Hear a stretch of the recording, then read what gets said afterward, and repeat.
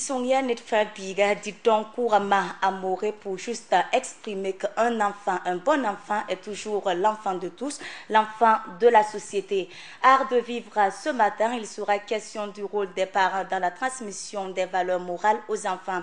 Et notre invitée sur ce plateau, c'est Nina Kadi Diallo. Bonjour Nina. Bonjour Tatiana. Alors Nina, nous parlons d'art de vivre ce matin. Le thème, je venais de le donner tout à l'heure. Alors, qu'est-ce qui peut être considéré comme valeur morale? Bonjour d'abord à tous les téléspectateurs de Burkina Info.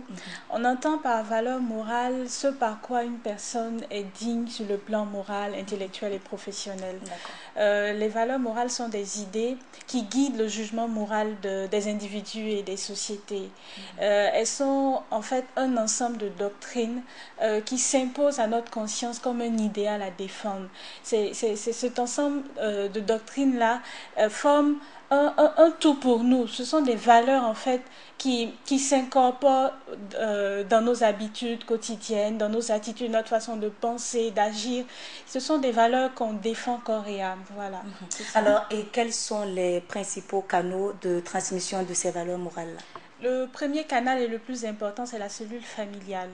Par la cellule familiale, j'entends là les parents. Ensuite, nous avons l'école par les éducateurs qui sont là pour transmettre un certain nombre de savoirs aux enfants. Par exemple, un prof de maths apprend à l'enfant comment est-ce qu'il faut calculer, comment est-ce qu'il faut diriger son sens de raisonnement. Voilà. Et le troisième est en fait le milieu dans lequel l'enfant vit, la société tout entière. Et cette société, c'est vous, c'est moi, la famille, l'école et tout. Voilà. Alors, est-ce qu'on transmet toujours les valeurs qu'on a reçues? Pas forcément. On s'aligne toujours derrière les valeurs qui nous ont été transmises. Mais parfois, on juge nécessaire de ne pas transmettre certaines valeurs que nos parents nous ont transmises si on se rend compte du fait que, bon, si on les juge négatives, voilà. On transmet ce qui nous semble bon, ce qui nous semble juste pour l'enfant. Et vous savez, les valeurs morales évoluent au fil des temps. Les valeurs de nos parents ne sont pas les mêmes que celles que nous avons, et les nôtres également ne seront pas les mêmes celles pour nos enfants. Ça évolue au fil du temps. Comme valeur morale, on a par exemple la tolérance, le respect, on a le don de soi, il y en a une panoplie. Voilà. Alors, et on le sait, il y a des enfants caméléons, c'est-à-dire que des enfants qui feront toujours semblant d'entendre, d'écouter ce qu'on a dit, et juste après, à nous aller pour la capitale. Et en ce moment, c'est-à-dire que les valeurs, on n'a pas réussi à transmettre ces valeurs à ces enfants-là. Je t'accorde vraiment tout à fait ce que tu viens de dire là, mais l'important pour la cellule familiale, pour les parents, c'est de transmettre vraiment les bases, les fondements même, pour qu'il y ait au moins quelque chose qui soit dans l'esprit de l'enfant. Il faut que le parent ne rejette pas, voilà, le rôle qu'il a, le rôle qui lui a été donné par Dieu dans les mains, par exemple, des éducateurs, que ce soit à l'école ou dans les mains des sociétés, des voisins et tout. C'est important surtout. Donc, il faut que les parents aient du temps pour les enfants. Donc... Oui, tout à fait. Quelles que soient les occupations que vous avez, quel que soit votre niveau social, il faut trouver du temps pour vos parents, pour vos enfants, pardon. C'est vrai, il y a des enfants caméléons, comme tu l'as si bien dit. Tu auras beau tout faire pour leur inculquer de bonnes choses, d'ailleurs ils se laissent influencer par les amis, il y a les médias, la télé, internet, vous savez, nous sommes dans un monde qui devient de plus en plus incontrôlable, d'où vraiment la vigilance accrue que les parents doivent avoir. D'accord. Alors nous allons sur ce point inviter les parents surtout à lire le livre Parents efficaces du docteur Thomas Gordon, et nous poursuivons toujours, tu as parlé de transmission tout à l'heure, de ces valeurs morales-là, comment ça se passe? Il faut le faire dans la fermeté, certes, mais aussi la tolérance. Il ne faut pas que l'enfant se sente, voilà, forcé. Un enfant que vous forcez, un enfant que vous voulez, à qui vous voulez imposer des choses, a tendance à se brusquer, à se rétracter. Vous risquez de passer à côté de ce que vous voulez lui inculquer comme valeur. Et nous avons vu des parents battre les enfants parce que tout simplement les oreilles, ça n'entend pas. Et au finish, c'est dit, ces enfants sont délaissés à eux-mêmes puisqu'ils savent déjà la punition qui les attend quand ils font telle ou telle chose. Ils n'ont plus peur. C'est là.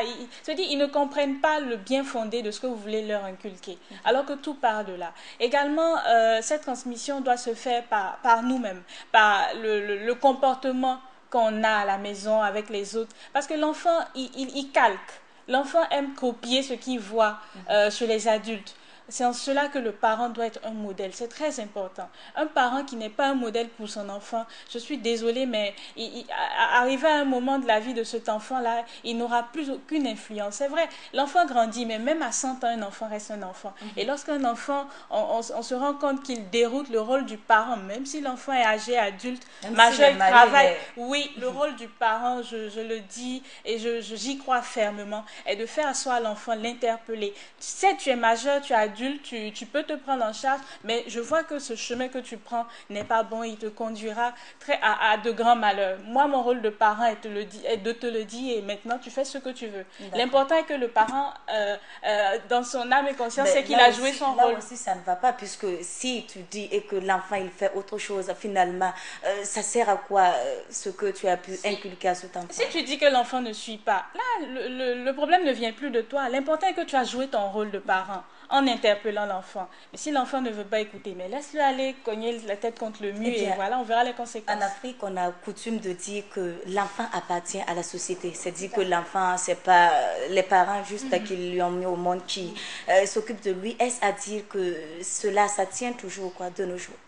Oui, ça tient parce que c'était vraiment une très bonne manière de vivre. Et malheureusement, de nos jours, avec l'évolution des choses, la vision que les uns et les autres ont, c'est parfois difficile. On a des parents qui vont se plaindre à l'école parce qu'un professeur, un éducateur a osé lever la main sur leur enfant. Ouais, ces valeurs-là tendent à disparaître et c'est vraiment regrettable. Et même en circulation également avec les enfants, tu vois une fille qui porte une tenue qui n'est pas respectable et quand une autre veut interpeller, c'est la bagarre.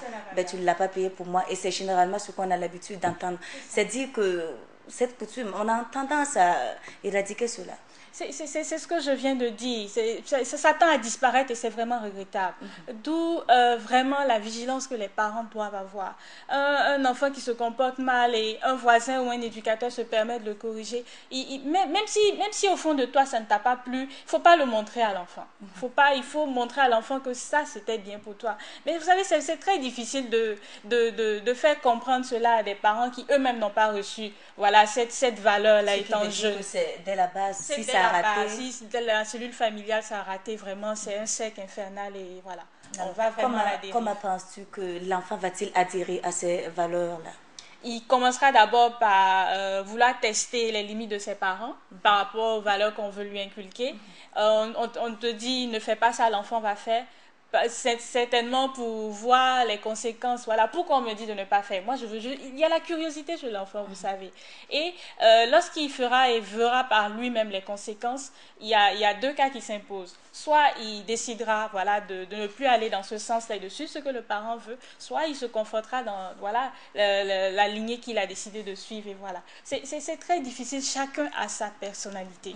Chacun a sa personnalité et on ne peut pas donner un conseil universel comme ça qui s'applique à tout le monde. C'est vraiment difficile. Il faut simplement et surtout que les parents jouent leur rôle.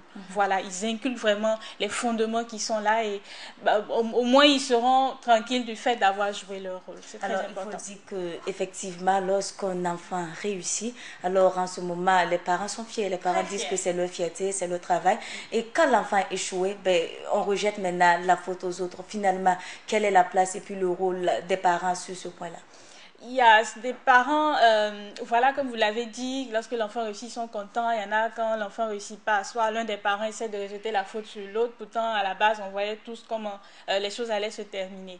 Il y a des enfants des parents qui sont responsables des dérapages des enfants.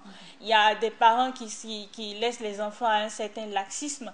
Ils se permettent de ne plus vouloir interpeller les enfants sur des dérives qu'ils constatent. On voit des enfants qui vont dans les boîtes de nuit, des enfants d'un certain âge, des filles, des jeunes filles. Puisque généralement, c'est écrit... Il y a un âge pour cela, il y a un âge pour cela, Tatiana. Tu ne peux pas te permettre Il y a des parents même, je vous assure, qui vont dans les mêmes boîtes que leurs enfants. Il y a des parents, je vous assure, qui se permettent d'inviter les enfants dans des maquis, ils sont ensemble, ils boivent, ça tire les cigarettes. Vous voyez, on ne sait plus, en fait, où est la morale. La morale agonise vraiment dans nos sociétés et c'est très grave. Et que penses-tu de ces mamans-là, ces mamans, par exemple, qui décident de s'habiller et dès qu'elles sortent, elles franchissent déjà le seuil de la maison, elles diront peut-être à leur fille que, écoute, hein, c'est sûr que je vais récupérer tes gars, vu l'allure que la maman est. En ce moment, c'est dur qu'on incite l'enfant à faire la même chose. Voilà. À faire la même chose. C'est en cela que je dis l'enfant, il copie ce qu'il voit des parents. Il faut être un exemple, un modèle. Il faut vraiment être fier de l'image qu'on renvoie aux enfants parce que c'est cette image-là que l'enfant aura tendance à calquer demain. Voilà. Et lui aussi, il faut vous dire qu'il sera parent. Donc ça sera un cercle infernal et vraiment nos parents doivent de plus en plus redoubler d'efforts dans cette transmission de valeurs morales là parce qu'elle tend à la dérive. D'accord. Alors qu'est-ce que Nina, notre administratrice culturelle, a comme message à l'endroit de ces parents qui nous suivent en ce moment et de même que les enfants? Enfants, écoutez ce que vos parents ont à vous dire. Vos parents vous essaient de vous transmettre comme valeur. C'est pour votre bien. Ils ont été aussi enfants. Ils ont connu voilà, de bons moments, de mauvais moments. Et c'est pour vous éviter voilà, certaines situations désagréables qui vous interdisent certaines choses. Parents, ne fuyez pas vos responsabilités. Même à 100 ans, un enfant reste un enfant.